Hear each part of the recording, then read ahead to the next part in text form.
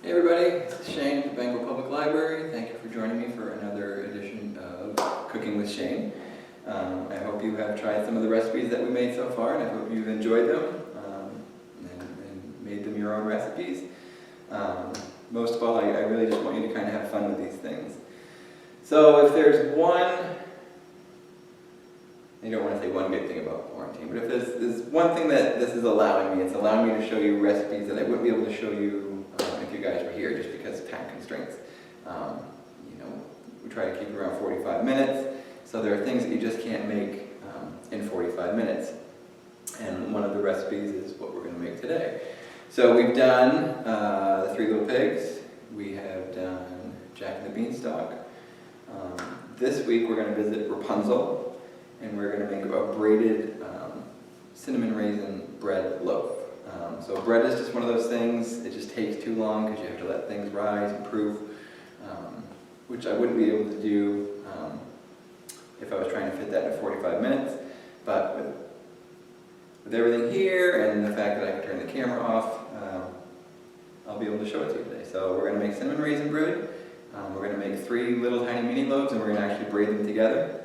So we're going to start off with the bread. So bread is one of those things, it can be a little scary. A lot of things can go wrong. It just takes a lot of practice. You just keep working at it. If things don't work out, it's fine. If you mess the recipe up and it doesn't bake up right, it's fine. You just keep working at it. Bread is just one of those things that you get better as you start making it. You start to notice when your bread, your dough is proofed just right. You know when it's ready to be worked. So we're going to walk through some of the steps today. This is actually a really easy recipe. Making the bread actually doesn't take very long at all. A lot of it is just the patience and waiting for things to kind of let your gluten rest for a little bit, and we'll talk about that, and then letting your bread proof, which we'll talk about that as well. So we're going to go ahead and get started. So most breads start with flour, so we're going to start with just regular AP flour. You can use bread flour if you want. Bread flour is just a little hard to find right now. It is going to give you a better texture to your bread, but it's really kind of hard to find right now. So it's just 2 cups of flour.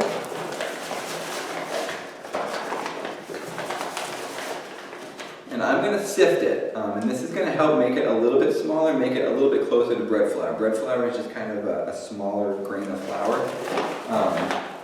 This is just going to help make it a little bit smaller, because the smaller the grain, the better your crumbs. And we kind of talked about that a little bit. It's just going to give you a better texture for if you have a smaller flour. Okay, to this we are going to add 1 packet of active dry yeast. If you get it in bulk, it's going to be 2 3/4 teaspoons. So we're going to put this in. And yeast is one of those strange things. It's actually like a living organism.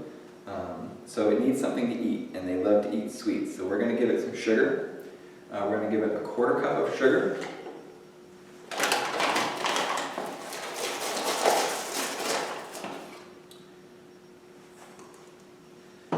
And just a 1/4 teaspoon a half a teaspoon of salt.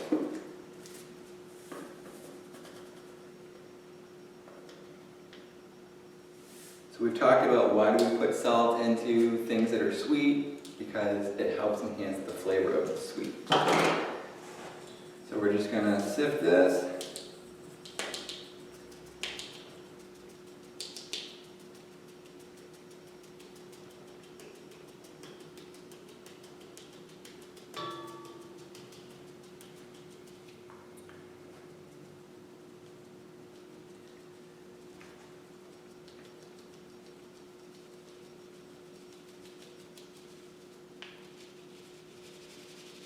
Alright, just push anything through, and if you got a little bit of yeast in the bottom there, that's fine. Really, we just want to kind of break that flour down. Okay, so we're going to put this on our stand mixer. Normally, I don't like to do recipes that you have to have specialized equipment for, but this is one of those, you can make this without this. You just really have to knead the bread for a really long time, so I'd say 10 minutes. This is going to cut your prep time down to about 5 minutes. And it's going to save your arm muscles a good 5.5–6 minutes of kneading. So we are going to start with the paddle attachment, and then we're going to work our way over to the dough hook. So most times when you buy a stand mixer, they come with the different attachments. So you want to make sure you've got your paddle attachment and your dough hook. So we're just going to mix this a little bit, just 10 seconds, just to kind of get everything mixed up.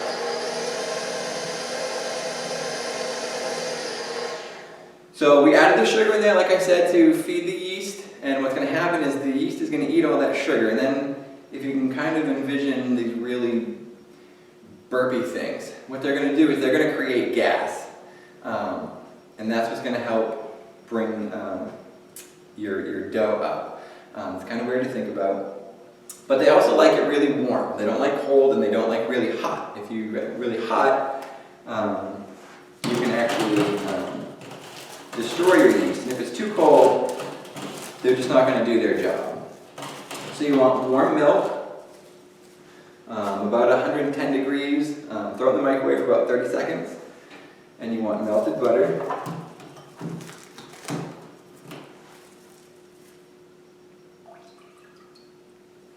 and you want an egg that's at room temperature, so just put it on your counter for a half hour or so.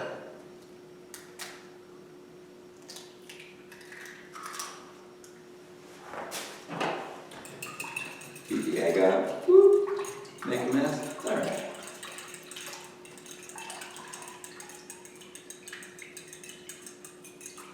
Alright.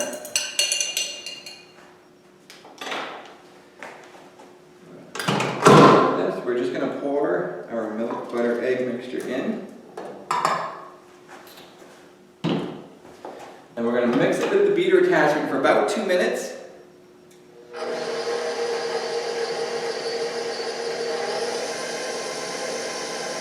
On medium speed, you don't want to whip this too hard because you're just going to shred the gluten around, but it's got to be enough that it's going to mix it up. So basically all you're waiting to do is to see this come together. It'll kind of look like cookie batter, and I'll show you what it looks like in just a second.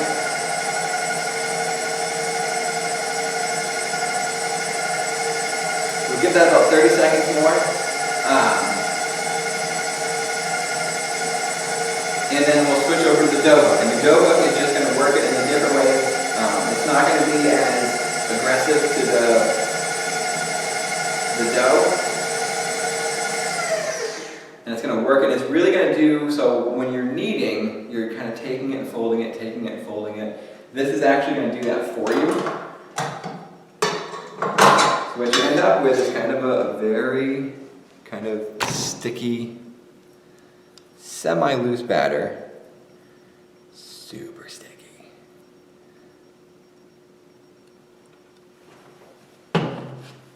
And now we're going to put it back on.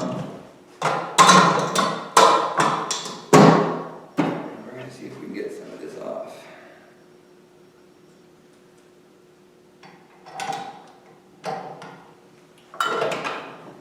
Alright, so we are going to leave this on for 2 to 3 minutes.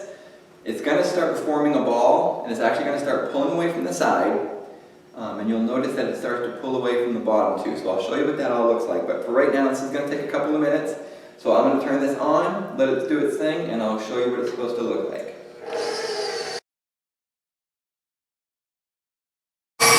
Okay, so you'll notice it's starting to pull away from the bottom and the sides a little bit.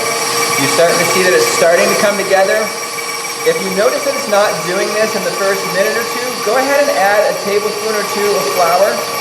You don't want to add too much at one time because you'll make your dough dry, but you do need to add, depending on how humid it is, what the weather is outside, you might need to add a little bit more flour. So don't be afraid to add it, but just add a tablespoon or 2 at a time.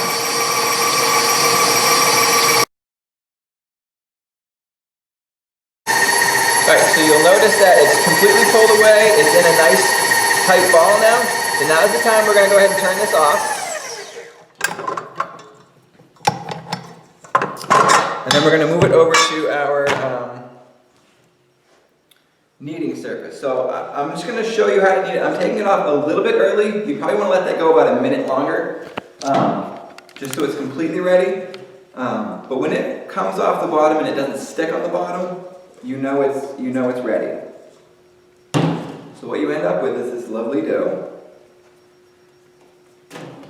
So I'm just going to show you just the technique of kneading. So if you don't have a mixer, it's okay. You'll just need to knead it for about 10 to 15 minutes. And that will get you to this stage. So after you've kneaded it, it will look like this. So basically kneading is just you take it, fold it in half, and push forward. Twist it a quarter, pull it up, push it. So what you really want to do is work that gluten. So you can kind of see it's still sticking to my fingers. So I'm going to go ahead, even at this point, still add a little bit more flour. But again, just about a tablespoon at a time, and flour my surface. And we're basically going to knead this until it doesn't stick to our fingers anymore. So again, so I do it in one motion. As I'm going, I twist it a quarter, pull it up, knead it down, and then I twist it, pull it up, knead it. So again, so it's really super humid today, so you may notice that you need more flour than you would on, say, a winter day. And that's okay, that's part of baking when you're baking breads. It's one of the most frustrating parts is you just never know exactly how much you're going to need. Because you just don't know how much the humidity and the moisture in the air is going to affect how wet the dough stays. So we're feeling pretty good right now. I'm going to add just one probably last little bit.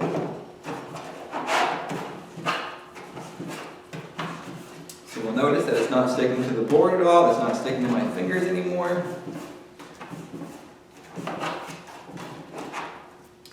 So now you just kind of make a ball, pull down the sides to make a nice tight ball. And we are going to put just a very lightly damp towel over the top of this, and that's basically just so a crust doesn't form on the bread itself. I'm actually going to put some plastic wrap too. And I'm going to let this rest for about 10 minutes. So basically what we've been doing while mixing and kneading is we're really building up the gluten in here. And the gluten is the protein in here that's going to keep the gas that the yeast is sort of burping out from escaping. So if you don't work your gluten enough, if you figure, you kind of think of gluten kind of like this. If you don't work it enough, the yeast can actually kind of break through and your bread won't rise. So you really want a nice tough gluten at first. Obviously you don't want a tough gluten while you're eating bread, but that's why we let it proof, and that's why we let it relax. So now we've mixed it to the point where the gluten will be able to contain the yeast, and we're just going to let it rest now. We're going to give it a break, and then we'll come back and we're going to make the cinnamon raisin mixture that we're going to put inside it. So we'll see you in a minute. Alright, so we've let this rest for about 10 minutes, and this is just to make it easier to roll out. If you've ever tried to roll out a dough like a pizza dough, and you roll it out and it looks nice, and then you take your roller off and it shrinks back down, that's because your gluten just hasn't had enough time to rest. So we just gave this a couple minutes to kind of relax, and now we are going to roll it out. Now, in the time it took for this to rest, I realized I missed one of the crucial steps of raisin bread, which is the raisins. And that's okay. What you can do is you would put them in your mixer really towards the end of your mixing, and then pull it out and put it down here and knead it a few times. But it's not a huge deal if we make the mistake at this point, because we can fix it. So basically what we're going to do is we're going to roll this out, and then we're going to put the raisins on top and kind of roll them in and flip it over and do the same thing on the other side. So we can have raisins pretty much throughout the entire bread. So we're just going to go ahead and do that. So our dough is nice, it's starting to feel loose. So we're just going to dust our board here just to keep this from sticking. And I'm going to put flour on both sides. And we want about a 9 by 12 inch rectangle. So we're just going to roll this out. And I like to roll and then give it a half turn and roll again. And that's going to help give you a nice rectangle. And if you notice while you're rolling it that it's starting to stick, just kind of pick it up a little bit and throw a little flour under there. That's perfectly fine. We're not adding so much flour at this point that it's going to change the consistency of the bread dough.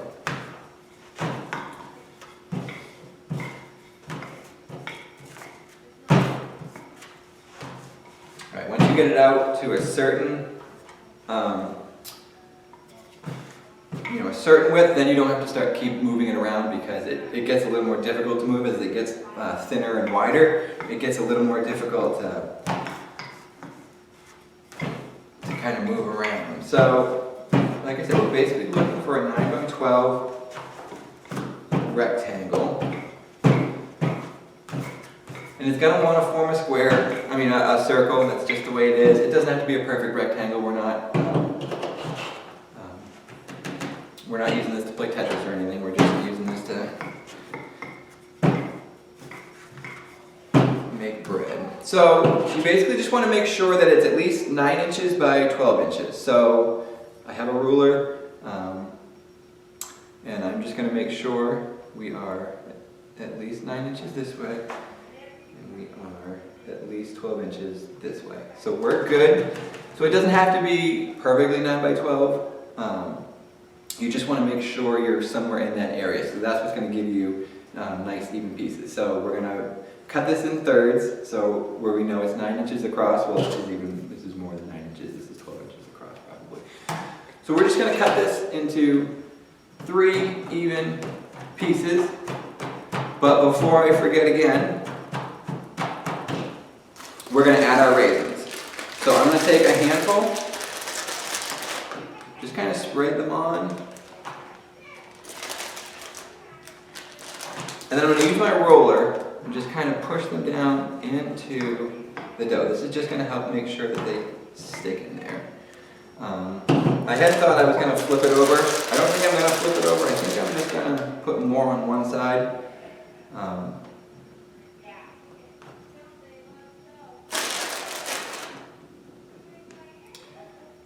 So you're going to put about a quarter of a cup to a half a cup of raisins in here. And we're just going to press these down in.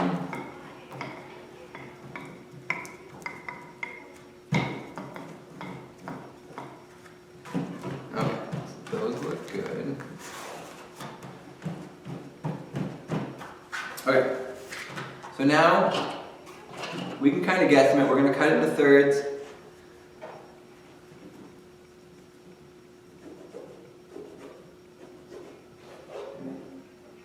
And this is just to ensure that when we braid this, all of the pieces that are in there cook at the same pace. So if you have one that's really thick, that's not going to cook quite as fast as one that might be a little bit thinner. So you do want to make sure they're about the same width and about the same thickness. Okay, so we've got that going now. Now we have to make our cinnamon sugar sort of swirl that's going to go in here. So this is really simple. It's just a quarter cup of brown sugar and a tablespoon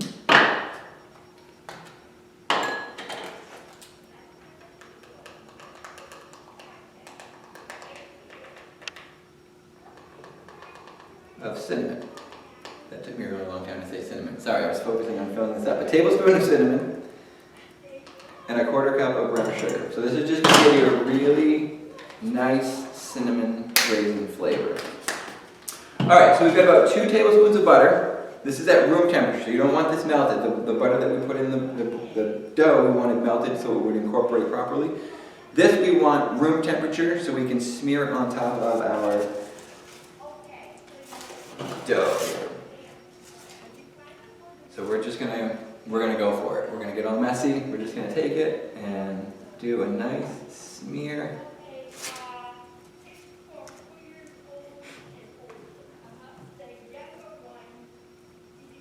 One of the best things of cooking at home is you can make a mess.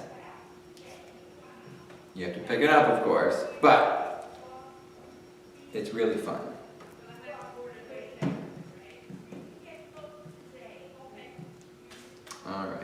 we've got all that. So now my fingers are super buttery. I'm going to take a minute and try to wash this off, and then we're going to put the cinnamon in, so I will be right back.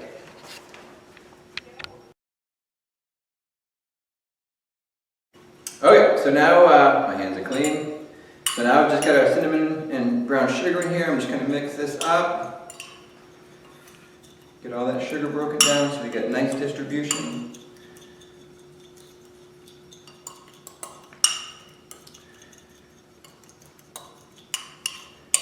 Alright, and then what I'll do now is we take a handful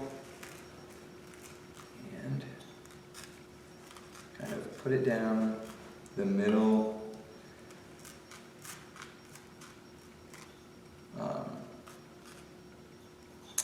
just like so. You actually want to make it more like these two. I got a little crazy. Because we're going to fold this up and kind of pinch it, so we don't want this kind of getting in our way.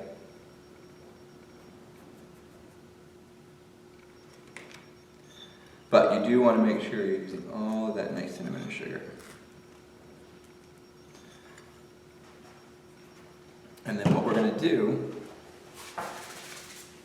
is we're going to take up the edges and fold them in. So we're not going to roll it like you would like you normally would with a raisin bread or a cinnamon roll. But we are going to take these edges up and pinch them together. And we're going to seal the edges too. So make sure there's no openings. If you see any openings, go back and pinch it shut.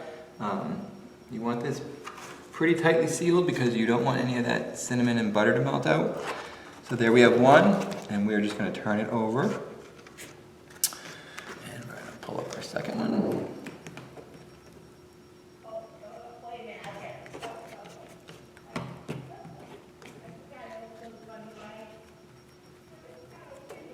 And pinch it again.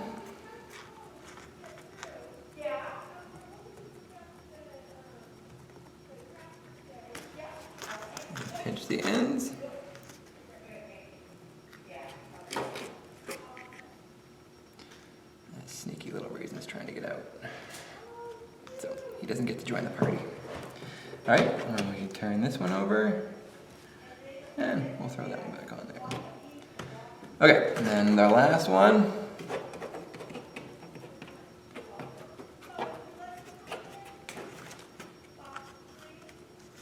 And pinch it all together.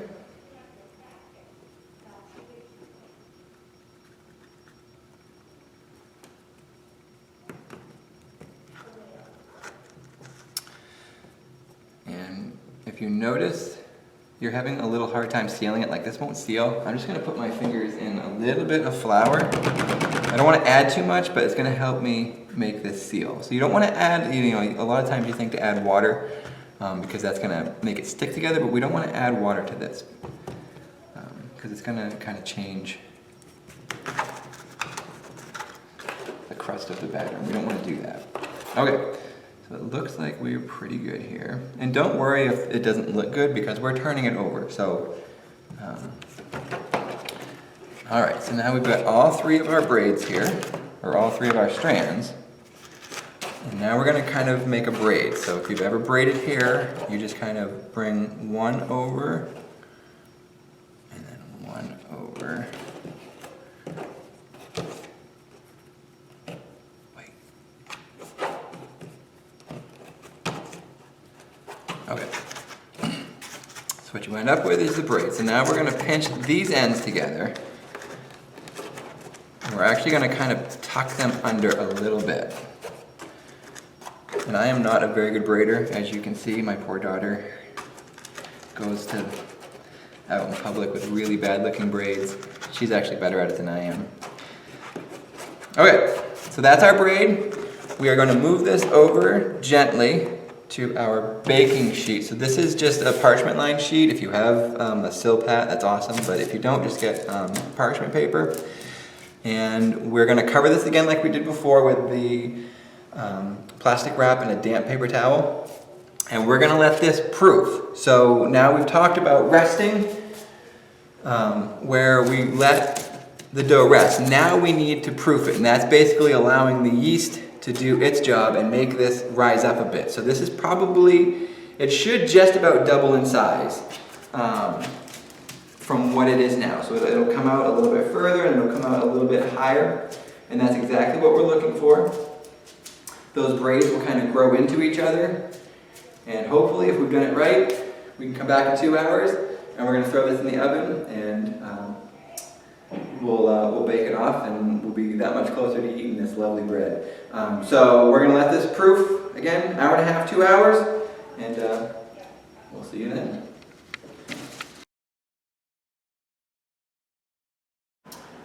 Alright, so we've waited about 2 hours. It's risen up pretty nice. I put a little egg wash on. You just scramble up an egg, put a little bit of water in it, and then use a pastry brush and brush over the top. You want to go very gently so you don't sort of deflate your bread. If you push too hard down on it, it's just going to sink, so you just want to very lightly go over it. Because that's what's going to give you that really nice dark sheen on the outside. So you don't want to skip this step. If you don't have a pastry brush, you can just kind of dip your fingers in there and kind of finger paint it on. But you do want the egg on there, because that's what's going to give you that really nice dark crust on the outside. And it's actually going to give it a nice chew on the outside as well. So we're going to put this into a 350-degree oven for about 10-15 minutes, and then we're going to turn it down to 340 for another 10 or 15 minutes. So the reason we're doing that is we want it to start at a high heat so it builds and develops that crust on the outside.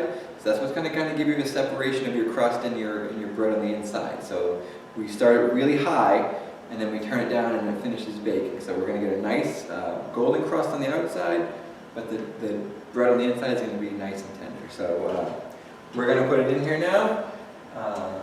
Again, 350, and then drop it down to 340.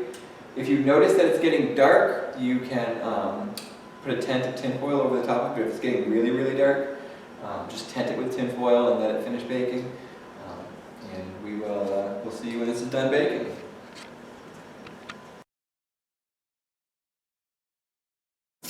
Alright, so we've let it bake at 350 for about 15 minutes. We turn the temperature down to 340 and let it cook another 10 minutes. At that point you want to check it and make sure that it's done. So we're just going to remove it from the oven. And it looks beautiful and glossy. This is what it should look like. If you tap it, it should sound hollow. The underside will look nice and dark. Now that's just hot, so I don't recommend you do this. But everywhere you tap on it, it should almost sound hollow. That's how you can kind of tell it's done. So there are options. You can let this cool for 1.5 minutes and just eat the entire thing right now, because it's really good when it's warm. Or you can make a glaze to put on top of this, and it's just powdered sugar and milk. We're not going to do that today, but it will be in the recipe. It's literally just a cup of milk and 2 tablespoons of, a cup of powdered sugar and 2 tablespoons of milk. It's pretty thick. You just kind of whip it up and you get a nice glaze to put over the top. But we're not going to do it right now. That's just an option. So again, it will be with the recipe on the website, www.bangorpubliclibrary.org. So I guess this is the end of our bread making experience. So this is Rapunzel's braided cinnamon raisin bread.